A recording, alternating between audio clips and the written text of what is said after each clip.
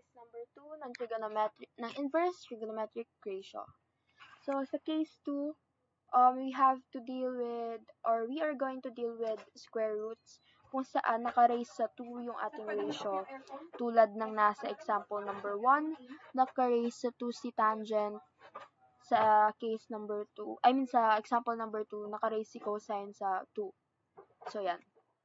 Gagamitin pa rin naman natin si ASTC dito, so don't worry.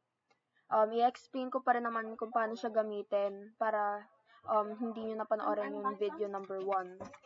So, for example number 1, you transpose negative 3 to the other side of the equation, so you'll have positive 3, and you'll be left with tangent squared theta on the left side.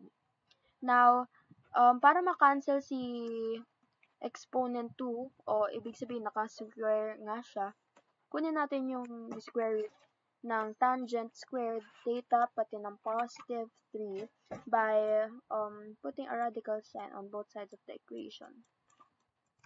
Now, cancel si radical sign, cancel si exponent 2, so we'll have tangent theta is equal to positive negative square root of 3. Ngayon, pag sinabi kong positive negative square root of 3, yung square root of 3, pwede siya maging positive square root of 3, pwede siya maging negative square root of 3.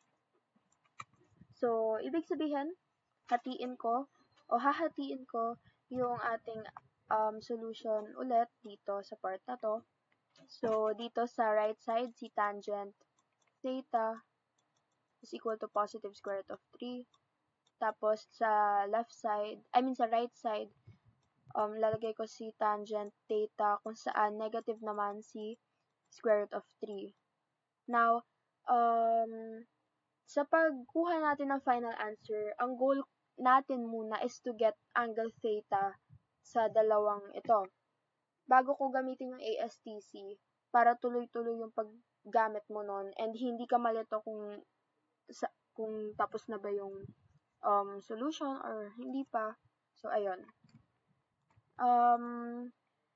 For our solution on the left side, we are going to isolate angle theta again. Wait, lagyan ko muna ng asterisk itong part na to. Para malaman ko kung saan tayo babalik ulit sa pagkuha ng final answer sa left side. So, ayun nga, isolate angle theta. So, mapupunta si tangent sa kabila. So, magiging arctangent siya. Multiplied to square root of 3. And then, when you input it on your calculator, you will get 60 degrees as your angle. So, double check natin. Okay, 60 degrees nga siya. And then, punta na tayo dito sa right side. Mamaya ko na itutuloy yung pagkuha natin ng final answer sa left side para isahan na lang yung paggamit natin ng ASTC. So, looking here sa dito pala sa right side ng solution natin, same pa rin ang step na gagawin natin dito. Oops, nag-glitch. I-isolate natin si angle theta. So, magiging arctangent na lang ulit siya. And then, multiply naman siya sa negative square root of 3. So, makakakuha tayo ng negative 60 degrees as our answer.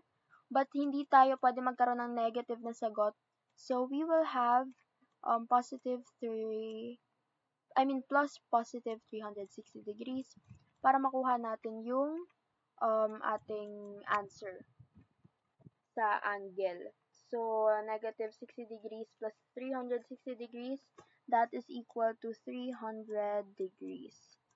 So, ito na yung angle theta na gagamitin natin for our basis on the solution sa right side. Ngayon, gamitin na natin si ASTC. Balik tayo dito sa nasa left side na to. Wait lang, lagyan ko lang ng asterisk to. Yan. So, balik tayo sa nasa left side ng screen, which is itong part na to. Gagamitin na natin si ASTC. So, handa lang ako dito ng ASTC na, Cartesian plane, kasi gagamitin natin yan.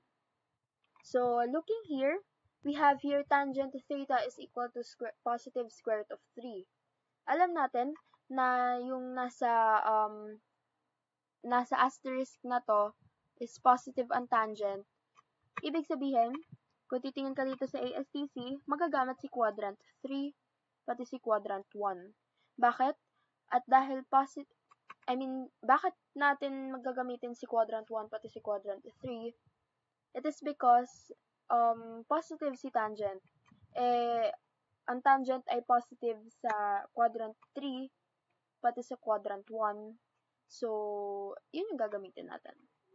So, gamitin natin si 60 degrees as our basis angle sa pagkuha ng reference angle natin dito.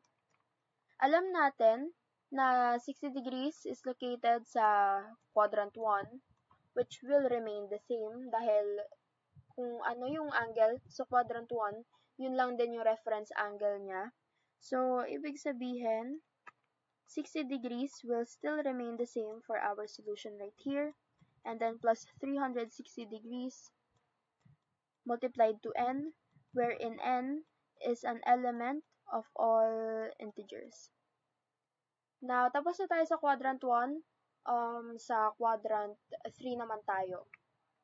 Sa quadrant 3, alam natin na that is your angle minus 180 degrees and then equal siya sa reference angle mo. So, isusundin lang natin yung formula na yan.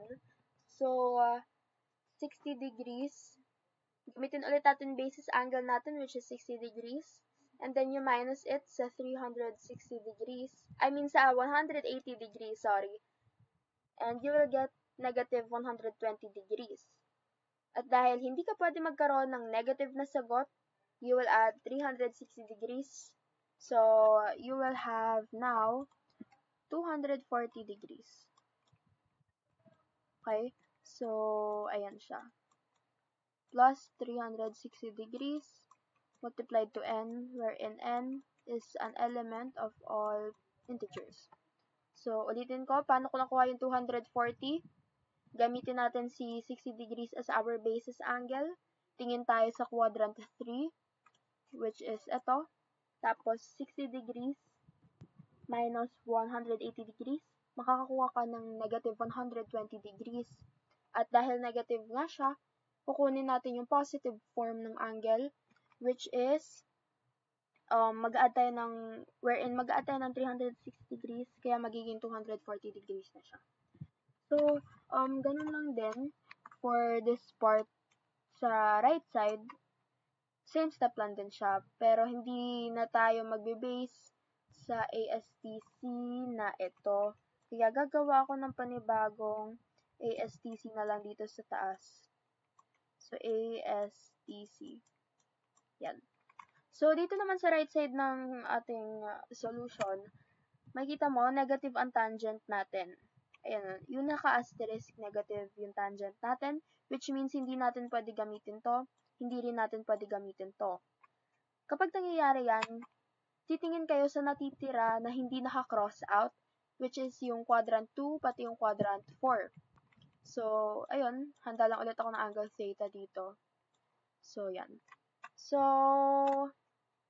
ang basis angle natin dito ay 300 degrees. So, quadrant 2 muna tayo. 300 degrees minus 180 degrees. 180 degrees minus 300 degrees, that is negative 120 degrees. At dahil hindi nga tayo pwede magkaroon ng negative na sagot, kukunin natin yung SPCA by adding 360 degrees tulad ng ginawa natin dun sa kanina. So, therefore, makakakuha tayo ng 240 degrees sa answer natin. And then, plus 360 degrees multiplied to n, wherein n is an element of all integers. Next, meron naman tayong quadrant 4. So, ang nangyayari naman sa quadrant 4, 360 degrees minus yung angle mo. Tapos, yun na yung sagot. So, input mo sa calculator mo, 360 degrees minus 300, which is 60 degrees. So, therefore, lagay ko lang dito si 60 degrees. And then, ayan siya. Next, kunin ko lang yung overall final answer. So, kunin mo yung final answer mo dito, tsaka kunin mo yung final answer mo dito. Tapos, rewrite mo lang din siya. Pero, pares lang naman siya ng sagot kung i-rewrite mo siya. Mukha siyang ganito. Pag masyado kayong perfectionist, sige, rewrite nyo ulit nang nakaka-categorize. Pero since nalolobat na yung laptop ko at kailangan ko na siyang i-charge, balikan niyo ako sa part 2 ng case 2. Andyan din sa PDF. So, yan. Ito na rin yung final answer eh. Sige na nga, rewrite ko na nga. Angle theta is equal to 60 degrees plus 360 degrees multiplied to n, wherein n is an element of all integers. Tapos, 240 degrees plus 360 degrees multiplied to n, wherein n is an element of all integers. Ito na yung final answer mo. Yan. Rewrite mo na lang talaga siya palagi. I-arrange mo na lang siya. Tapos, yan. Yung example number 2, pwede nyo siyang sagutan by yourself or balikan nyo ako sa part 2 dahil nalolobat na ako. Okay, bye!